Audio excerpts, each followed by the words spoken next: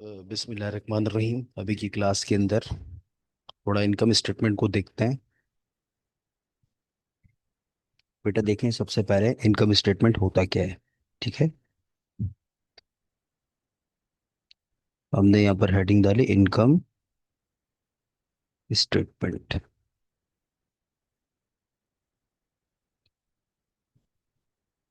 देखें, income statement एक report होती है जो क्या बताती है, बिजनेस की फाइनेंशियल परफॉर्मेंस के बारे में बताती है। फाइनेंशियल परफॉर्मेंस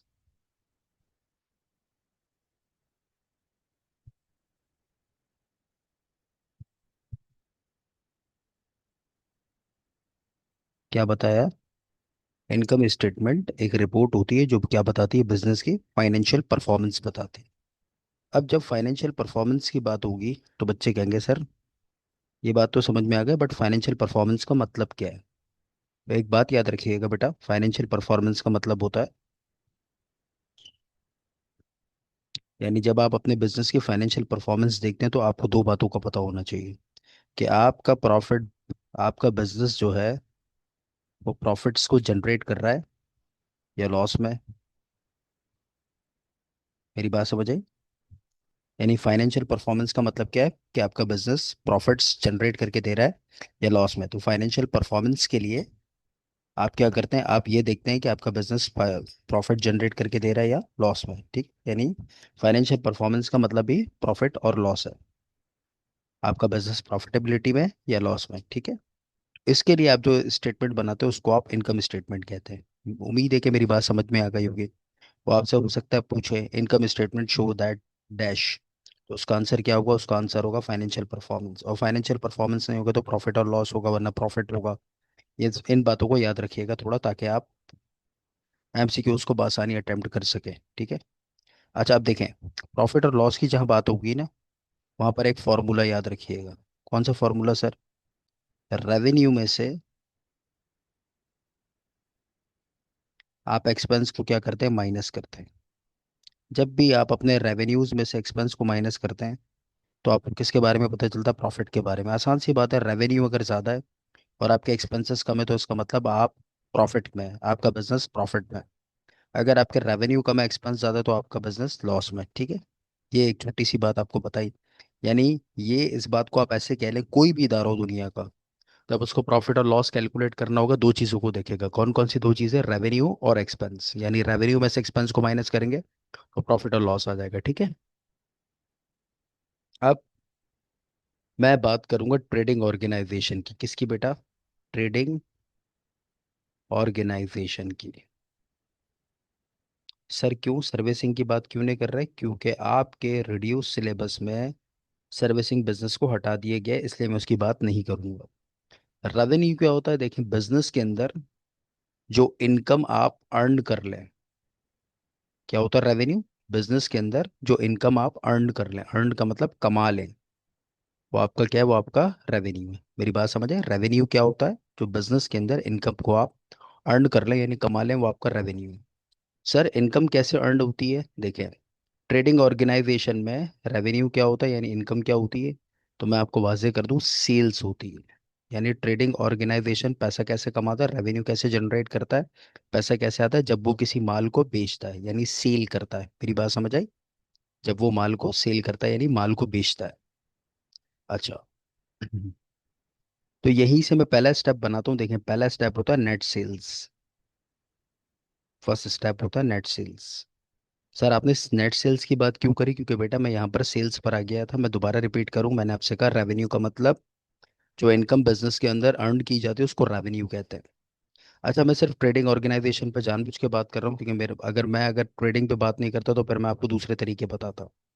खैर बहरहाल, तो एक ट्रेडिंग ऑर्गेनाइजेशन, ट्रेडिंग का मतलब क्या होता है? जो माल को खरीदते हैं, बाय करते हैं। बी का मतलब बाय और एस का मतलब सेल, यानी जो माल को खरीदते हैं बेचने के लिए, वो तमाम ऑर्गेनाइजेशन ट्रेडिंग ऑर्गेनाइजेशन होते हैं। तो ट्रेडिंग ऑर्गेनाइजेशन रेवेन्यू कैसे अर्न करता है? जब वो किसी चीज़ को बेचता है। जिस तरह बेटा एक दुकानदार है, आप उससे जाके पूछें भाई आप रेवेन्यू कैसे कमाते हैं, तो वो कहेगा भाई ये जो माल रखा हुआ है मेरे पास, इस माल को बेच के पैसा कमाता हूँ। तो याद रखिएगा ट्रेडिंग ऑर्गेनाइजेशन का रेवेन्यू क्या होता है? सेल्स होता है। ठीक है, तो यहीं से मैंने आपको पहला स्टेप बताया, नेट सेल्स। नेट सेल्स कह लो, टोटल सेल्स कह लो, अपनी आसानी के लिए।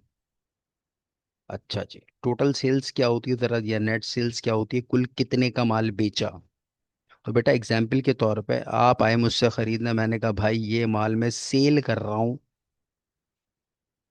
5,20,000 का। तो सेल कितनी हो गई, 5,20,000 हो गई। अब आपने कहा सर क्या इस पर हमें कोई डिस्काउंट मिलेगा। तो मैंने कहा मैं इस पर आपको 5,000 रुपये का डिस्काउंट दूंगा। अगर कोई मुझसे पूछे भाई डिस्काउंट के बाद ये माल कितने का बेचा, तो मैं कहूँगा डिस्काउंट के बाद मेरी जो टोटल सेल हुई है, यानी मैं 5,20,000 का बता रहा था, लेकिन 5,000 रुपये का मैंने डिस्काउंट दिया। उस डिस्काउंट को आमतौर पे आप लोग कहते हैं सेल डिस्काउंट।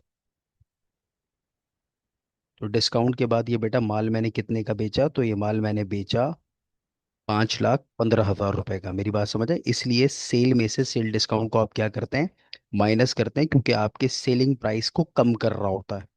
मेरी बात समझे आप? अच्छा, अब एग्जाम्पल के तौर पे बेटा आप अपने इदारे में गुड्स लेके गए, जो मुझसे आपने खरीदा, यानी जो मैंने आपको बेचा, वो गुड्स आप लेके गए, उसमें से मान लीजिए लेट सपोज वन थिंग कि 15,000 का गुड्स खराब निकल आता है। रखेंगे लाके वापस करेंगे, तो भाई सब कहेंगे "वो सर रखेंगे थोड़ी, खराब माल कोई रखा थोड़ी जाता है, लाके आपको वापस करेंगे"। अगर वापस कर रहे हैं तो इसका मतलब क्या, मेरे लिए क्या रिटर्न हो रहा है, तो आप कहेंगे सर आपने बेचा था तो आपके लिए सेल रिटर्न हो रहा है, तो हम इसको कहेंगे सेल्स रिटर्न।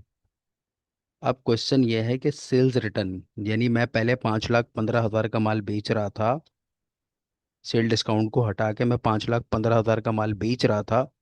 अब मेरे पास 15,000 का माल वापस आ गया। तो अब कोई मुझसे पूछे कि भाई आपने कितने का माल बेचा, तो मैं कहूँगा भाई मैंने कुल 5,00,000 रुपए का माल बेचा। इसको हम कहेंगे नेट, या फिर टोटल सेल्स। मैंने बहुत आसान सी एग्जांपल्स दी, मैं उम्मीद रखता हूँ आपको मेरी बात समझ आ गई। चलिए आगे बढ़ते हैं। तो बेटा मैंने यहाँ पर रेवेन्यू का मतलब इनकम, जो इनकम बिजनेस के अंदर अर्न की जाए उसको रेवेन्यू कहते हैं, और ट्रेडिंग ऑर्गेनाइजेशन का रेवेन्यू सेल्स होता है। यहीं से मैंने पहला स्टेप बना दिया, ठीक है। अब दूसरे स्टेप पर आते हैं। देखिए इनकम स्टेटमेंट में एक्सपेंसेस क्या होते हैं, जो बिजनेस के अंदर कॉस्ट आपकी एक्सपायर हो जाए, एक्सपायर हो जाए उसको आप एक्सपेंस कहते हैं। क्या बात के, बिजनेस के अंदर जो कॉस्ट आपकी एक्सपायर हो जाए उसको आप एक्सपेंस कहते हैं, ठीक है बेटा। अब बिजनेस के अंदर कॉस्ट दो तरीकों से एक्सपायर होती है। एक गुड्स के जरिए होती है, जिसको आप कॉस्ट ऑफ गुड्स सोल्ड भी कहते हैं। मैंने फिलहाल गुड सोल्ड लिखा है, ठीक है, गुड्स सोल्ड लिखा है। और दूसरा सर्विसेज के जरिए होती है। मैं इसकी एग्जांपल्स देता हूँ। सर्विसेज के जरिए कैसी होती है बेटा, जिस तरह मैं एक इदारे में जॉब करता हूँ, तो वो इदारा मुझे क्या देता है, वो इदारा मुझे सैलरी देता है। तो देखें वो मुझसे मेरी सर्विसेज ले रहे हैं, उस सर्विसेज के एवज मुझे क्या पे कर रहे हैं, सैलरी। तो उनकी कॉस्ट सैलरी के जरिए क्या हो रही है, एक्सपायर हो रही है, तो उसको वो लोग क्या कहेंगे, सैलरी एक्सपेंस कहेंगे। समझ आई बात? वो इलेक्ट्रिसिटी इस्तेमाल करते हैं, तो इलेक्ट्रिसिटी का बिल पे करते हैं, तो इलेक्ट्रिसिटी के जरिए उनकी एक कॉस्ट एक्सपायर हो रही है, और उसको वो कहेंगे इलेक्ट्रिसिटी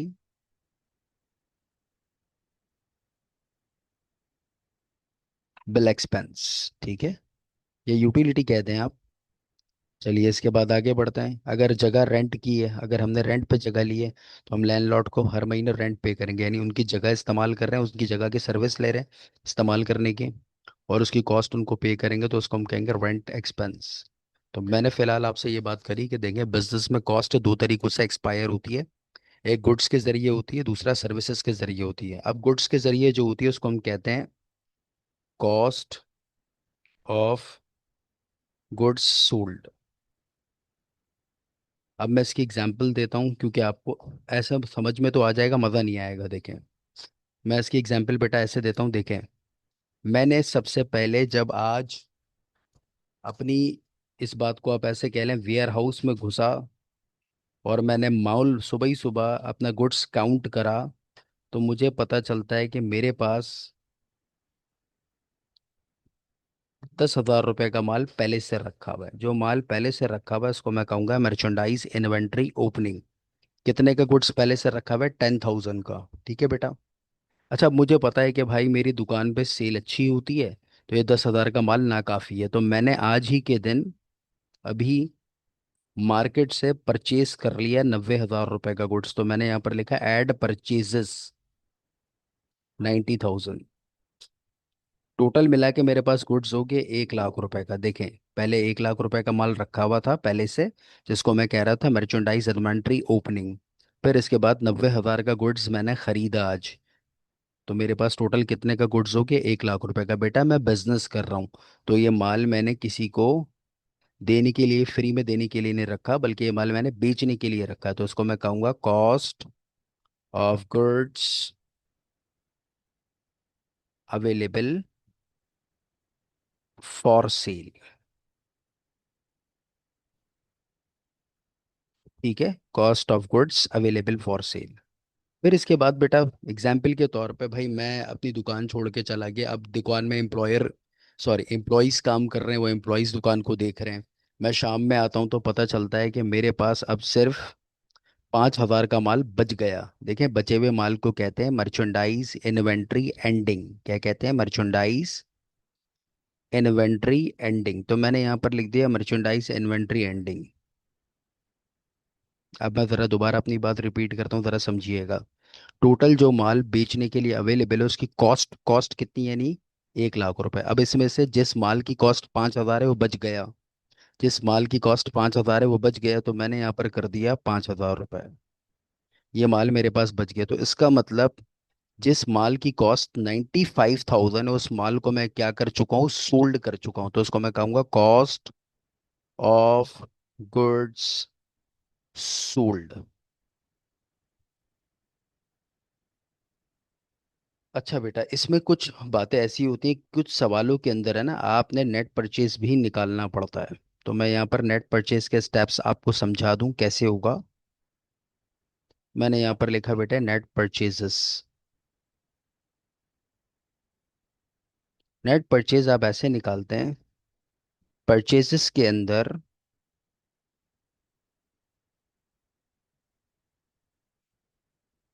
ट्रांसपोर्टेशन को ऐड करते हैं। वैसे ट्रांसपोर्टेशन होता नहीं है, मतलब स्टैंडर्डाइज जो फॉर्मेट होता है उसके अंदर नहीं होता, लेकिन मैं फर्स्ट ईयर कॉमर्स को बता रहा हूँ, खास तौर पे उनके लिए बना रहा हूँ। तो मैंने यहाँ पर लिखा परचेजेस के अंदर आप ट्रांसपोर्टेशन को ऐड करते हैं, और इसी के अंदर आप माइनस कर देते हैं less purchase return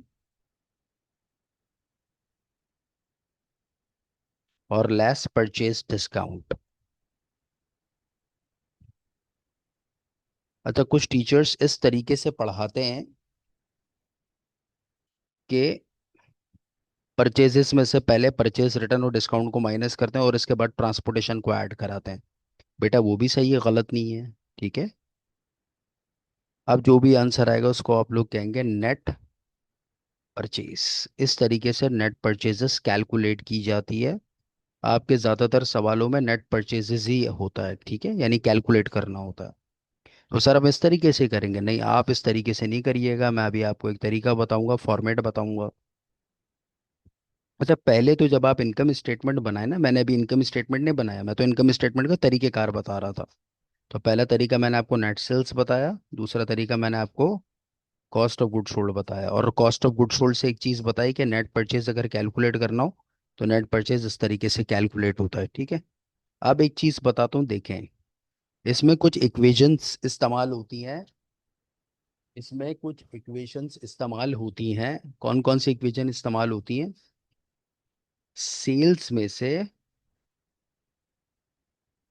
cost of, बेटा मैं शॉर्ट फॉर्म लिख रहा हूँ, COGS, cost of good sold को माइनस करते हैं, तो आपके पास जो आंसर आता है उसको आप कहते हैं ग्रॉस प्रॉफिट। अगर ये प्लस में आ रहा है तो प्रॉफिट, माइनस में आ रहा है तो लॉस। फिर इसमें से आप माइनस करते हैं ऑपरेटिंग एक्सपेंस को। ठीक है, फिर जो आंसर आता है बेटा उसको आप कहते हैं नेट ऑपरेटिंग प्रॉफिट, और फिर आप लिख देंगे प्लस अदर इनकम। अब जो आंसर आएगा बेटा उसको आप कहेंगे नेट प्रॉफिट। ये मैंने कंप्लीट आपके आगे कंप्लीट इक्वेशन लिखी है। एक चीज मैं आपको वाजे करूं, देखें, तीन चार मल्टीपल स्टेप्स में आपसे इनकम स्टेटमेंट मांगा जाता है।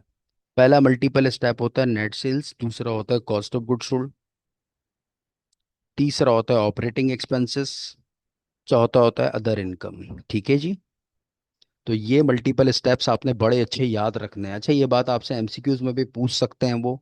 सेल्स में से जब कॉस्ट ऑफ गुड्स सोल्ड को माइनस करते हैं, जो आंसर आता है उसको आप क्या कहते हैं? तो उसको आप ग्रॉस प्रॉफिट कहते हैं। ठीक है बेटा।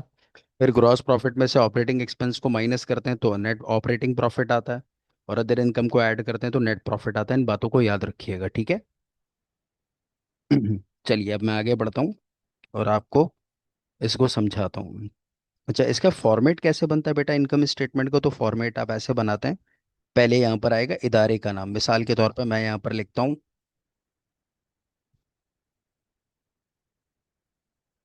Abdul Rahman company, Abdul Rahman and company. आप क्या बना रहे हैं? तो आप बना रहे हैं इनकम, और यहाँ पर आ गया स्टेटमेंट। और बेटा फिर यहाँ पर आएगा फॉर द ईयर एंडेड।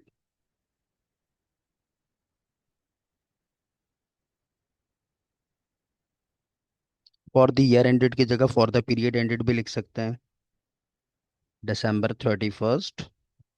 और मैं यहाँ पर लिख देता हूँ 2024।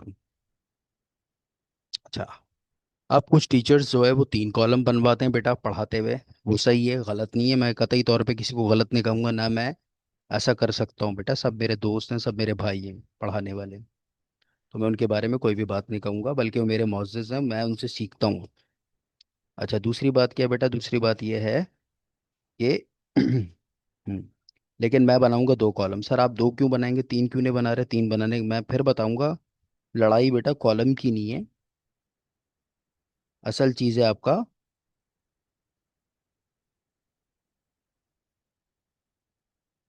हाँ, तो अब इनकम स्टेटमेंट के फॉर्मेट में सबसे पहले मैंने आपको तो क्या तरीका बताया था? Net sales.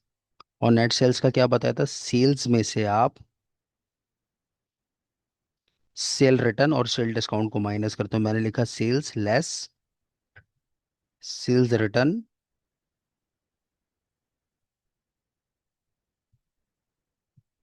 Less sale discount. मैंने आपको ये बताया बेटा कि नेट सेल आप ऐसे निकालते हैं, बस फॉर्मेट में बता रहा हूँ, पर हालांकि समझा चुका हूँ, ठीक है। जो भी आंसर आएगा बच्चों उसको आप कह देंगे नेट सेल्स। ये हो गई पहली चीज। अब दूसरा स्टेप ऊपर मैंने आपको बताया था less cost of good sold, तो हम यहाँ पर लिखते हैं less cost of good sold. मैं फिर बता दूं बेटा, कुछ लोग चार कॉलम भी बनाते हैं, कुछ तीन भी बनाते हैं, हमने दो बना दिए। आप चाहें तो कॉलम ही ना बनाए, आप डायरेक्ट कर लें, कोई फर्क नहीं पड़ता इससे। असल में कॉलम में चीजें अरेंज हो जाती हैं। अच्छा, सबसे पहले कॉस्ट ऑफ गुड सोल्ड में मैंने आपको क्या बताया था? तो मैंने आपको बताया था मर्चेंडाइज इन्वेंट्री ओपनिंग। तो बच्चों मैं यहाँ पर लिख देता हूँ मर्चेंडाइज इन्वेंट्री ओपनिंग। ठीक है मेरा बेटा, ऊपर मैं बता चुका हूँ। अब मैं यहाँ पर लिखता हूँ ऐड परचेजेस, और मैं फील कर रहा हूँ कि मुझे यहाँ पर नेट परचेज निकालना है। तो मैं यहाँ पर हेडिंग लेता हूँ ऐड परचेजेस, हेडिंग नहीं बल्कि डायरेक्ट करवाता हूँ। बोर्ड में भी आप ऐसे ही करिएगा, पेपर में ऐड परचेजेस। अच्छा बेटा, इसके बाद यहाँ पर आएगा ऐड ट्रांसपोर्टेशन। अच्छा मैं बताऊँ, कुछ टीचर्स बेटा ये भी करते हैं, परचेजेस के अंदर ट्रांसपोर्टेशन को ऐड करते हैं और उसके आंसर पे लिखते हैं टोटल डिलीवर्ड कॉस्ट। लेकिन इससे कोई फर्क नहीं पड़ता, अगर पड़ता तो यकीन करिए मैं आपको लाजमी बताता हूँ। इसके बाद आएगा लेस परचेज रिटर्न।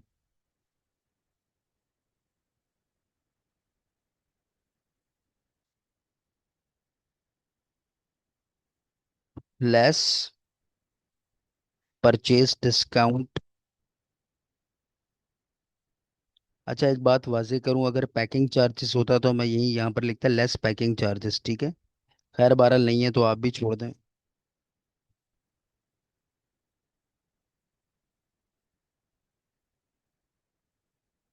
चलें, पैकिंग चार्जेस को अगर मैं हटा के बात करूं, तो बेटा अब जो आंसर आएगा, यानी मर्चेंडाइज इन्वेंट्री ओपनिंग में परचेजेस को ऐड करने के बाद ट्रांसपोर्टेशन को ऐड करने के बाद, परचेज रिटर्न और डिस्काउंट को माइनस करने के बाद जो आंसर आता है उसको आप क्या कहते हैं? उसको आप कहते हैं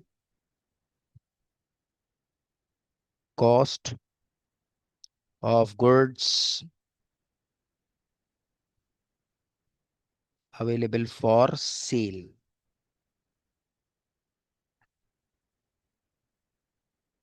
फिर इसके बाद यहाँ पर आएगा less merchandise inventory at and.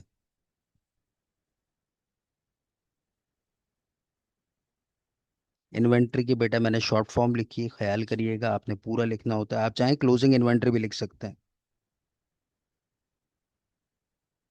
अब जो आंसर आएगा बेटा उसको आप लोग कहेंगे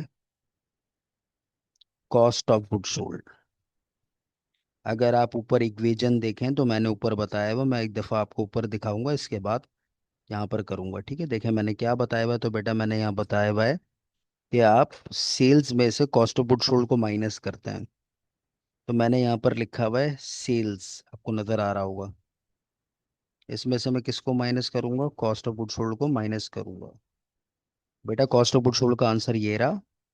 हेडिंग यहाँ पर है लेकिन कैलकुलेटिव के यहाँ पर आ रहा है, तो मैं सेल्स में से कॉस्ट ऑफ गुड सोल्ड को क्या कर दूंगा? माइनस। माइनस करने के बाद जो आंसर आएगा, मैंने आपको क्या बताया था, अगर वो प्लस में है तो ग्रॉस प्रॉफिट, और अगर माइनस में है तो ग्रॉस लॉस। ठीक है बेटा।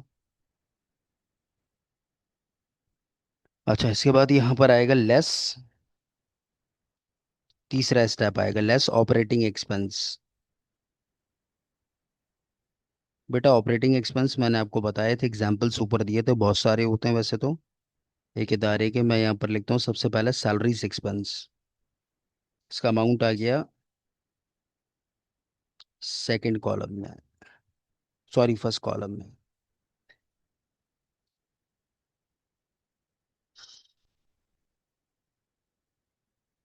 सैलरीज के बाद बेटा मैं यहाँ पर लिखता हूँ रेंट एक्सपेंस। रेंट के बाद यहाँ पर आ गया आपके पास एक और एक्सपेंस, लिख देता है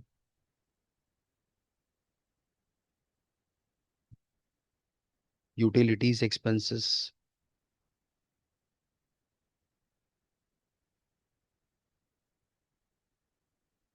यूटिलिटीज एक्सपेंसेस के बाद बेटे मैं यहाँ पर लिखता हूँ एडवर्टाइजिंग एक्सपेंसेस। एडवर्टाइजिंग एक्सपेंस के बाद, एडवर्टाइजिंग एक्सपेंस के बाद हम यहाँ पर लिख देते हैं इंश्योरेंस एक्सपेंस।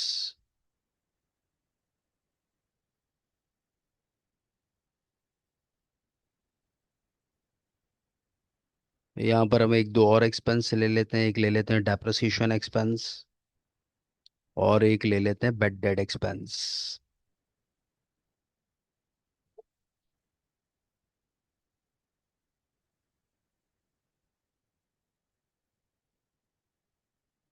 एक चीज़ मैं आपको बताता हूँ, यही बता देता हूँ, यही समझा देता हूँ ताकि आपको मसला ना हो। जैसे एग्जाम्पल के तौर पे आप मान लीजिए सैलरी आपका ट्रायल बैलेंस में भी है, सैलरी एक्सपेंस, और एडजस्टमेंट में भी है। आप देखें ट्रायल बैलेंस में कहाँ पर होगा? डेबिट साइड पर होगा। अगर एडजस्टमेंट में भी डेबिट हो रहा है तो प्लस कर दें, और अगर एडजस्टमेंट में क्रेडिट हो रहा है तो आप माइनस कर दें। ठीक है, इस बात को याद रखिएगा, हर एक्सपेंस के साथ यही बात है। अब इन सबको प्लस करने के बाद जो आंसर आएगा बेटा उसको आप कहेंगे टोटल ऑपरेटिंग एक्सपेंस।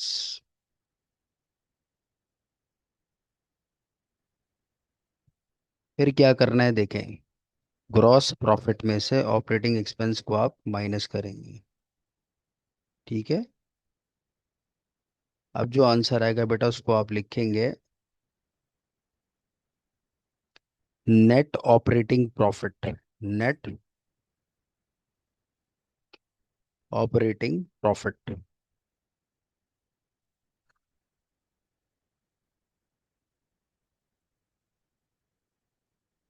फिर इसके बाद यहाँ पर हेडिंग आएगी ऐड अदर इनकम। अच्छा, हमारे यहाँ सवालों में ज- ज़्यादातर अदर इनकम में कौन सी इनकम होती है? तो हमारे पास ज़्यादातर कमीशन इनकम होती है। तो हम यहाँ पर लिख देते हैं बेटा कमीशन इनकम। ज़रूरी नहीं है लेकिन 90% कमीशन इनकम आपको देखने में आया होगा।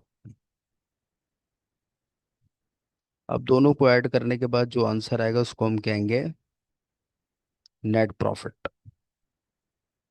बेटा ये आपके सामने मैंने एक फुल स्क्रिप्ट इनकम स्टेटमेंट का फॉर्मेट बनाया, आप ज़रा इसको देखिएगा। ऐसे ही बनता है आपका इनकम स्टेटमेंट। ठीक है बेटा, एक नज़र इसको ज़रा देखिएगा, इसके बाद कोई भी क्वेश्चन को उठाइएगा, इंशाल्लाह आपको समझ आएगा। चलिए यहाँ पर मैं इसको ख़त्म करता हूँ।